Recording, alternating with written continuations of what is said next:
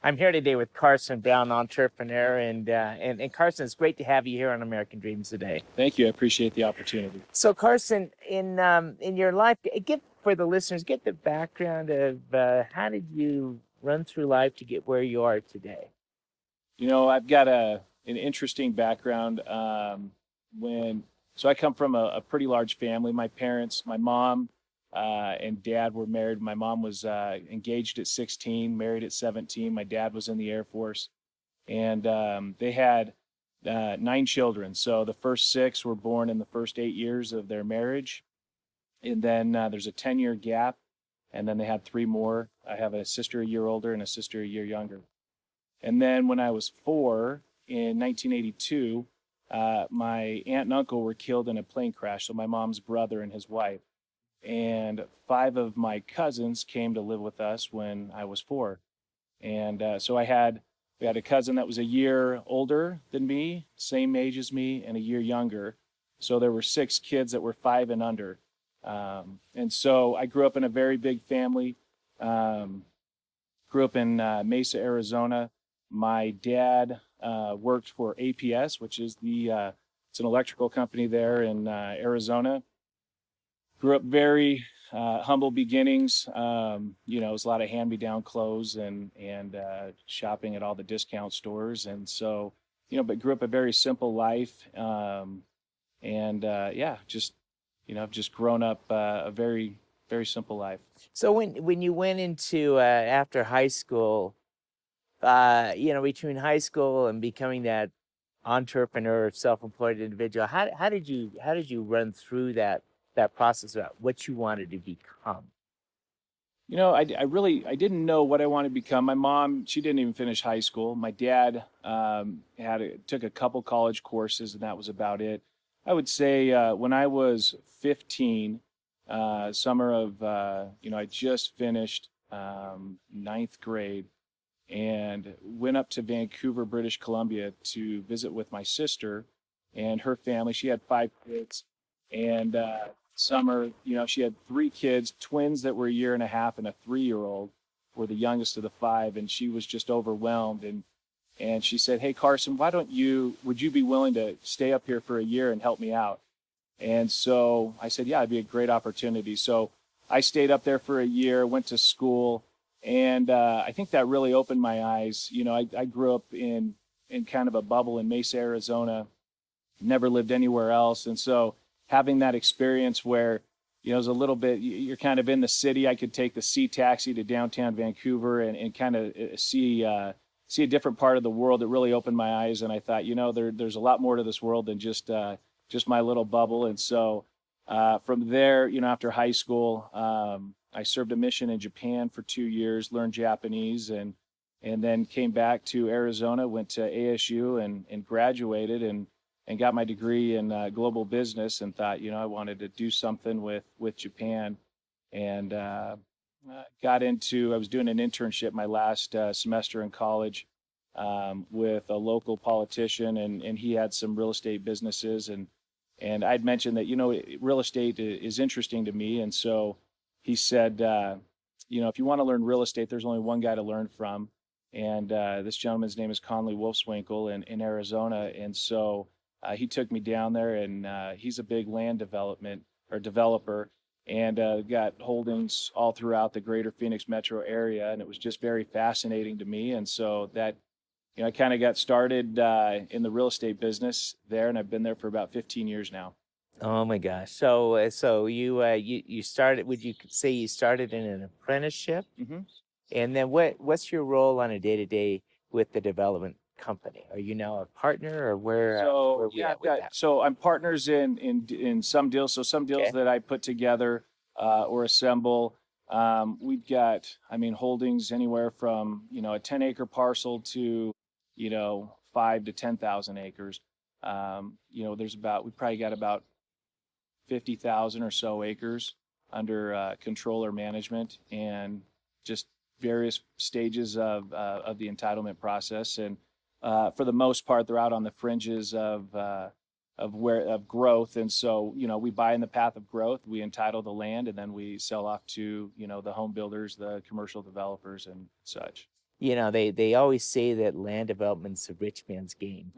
And part of it is because where where you're trying to anticipate a growth pattern. But have you found any secret sauce to how do you identify the right growth trend or patterns, I mean, or is that it's a trade secret? no, I mean, I don't think there are any secrets today. I mean, too many people have written books and kind of given away their secrets. But I think it's really just understanding a market. And we just focus on Arizona. We've purchased some properties outside of Arizona, and they haven't gone as well. But you stay in a market that you really know and understand, and look for where a future freeway is going to be, where the major roadway is going to be, where Uh, where's the growth headed? Why is it headed there? And sometimes you look at opportunities where a property may be zoned for something that isn't the highest and best use in that area, and you see an opportunity there where you can go in and work out, structure a good deal with the landowner, and get it rezoned and change it to something that you think could be better. Are you seeing any challenges with water and land development? Yeah, water is definitely a big issue. In the Southwest, we've been in a drought for quite some time, and that's always going to be an issue. And I think in the future, water is going to be, more valuable than oil. I mean, it's the lifeblood of that region, and the only way to grow is through water. And so you got to make sure that you have sufficient water. Arizona's done a really good job. We've got a 100-year assured water supply that you have to have before you can go build these communities. And so I think Arizona's done a pretty good job, but I think right now they're really focused on water and getting a little bit nervous. And so we'll see what happens. Now, there's another unique aspect of your life or day to day living that involves horses. Can you elaborate on that? So yes, I've got a brother-in-law. He's an immigrant from Germany. Came over to the U.S. with really nothing in his pocket.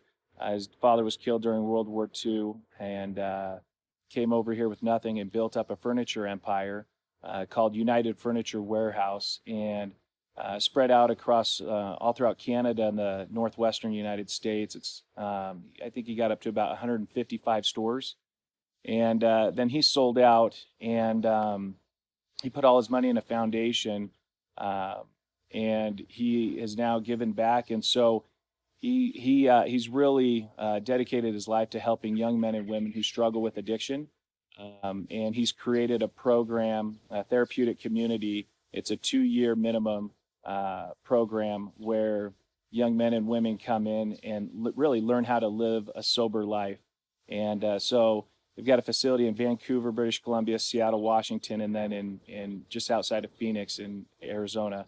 And so the one in Arizona, we've got an equestrian ranch. We take care of about 120 horses. The students, what we call them, we've got about 50 students there, and they have different responsibilities on the ranch, and learn how to work, how to hold a job, how to be responsible, how to be honest, how to work and be a contributing member to society. And so it's been, I'm on the board. I've been involved for the last, probably 7 years, and to see some of these young men change their lives has really helped me as an individual, and really helped my family as we watch the growth of these young men that maybe have gone down a different path, a wrong path, but to see them get back on the right path and to lead successful lives is just rewarding. And so that's been a really a big part of my life right now. Yeah, trying to find the time to fit it all in probably is kind of a challenge. You got a young family, and Yeah, I've got 5 kids. It's been very challenging. Fortunately, this ranch is about 3 miles south of my house, so it's fairly close. And it's just, I mean, once you go down there, people don't realize how much you gain from giving back and from helping. And I think you're seeing it more and more with the young people in America today. They're looking for opportunities to serve and give back, and do these volunteer efforts all throughout the world. And so, I'm just fortunate that I can do it right down the street from my house, and my kids can really, benefit from that as well. So So give me a daily laundry list of what a person in the program goes through with the horses. sure. So when you first come in the program, we have what's called a blackout period. So for the first 2 months, they don't have any contact with anyone from the outside world. So I'm going to give you just kind of how they go through the program, and then the next 5 months they get to write 2 letters a month. They get 2 letters to send out, and 2 letters come in.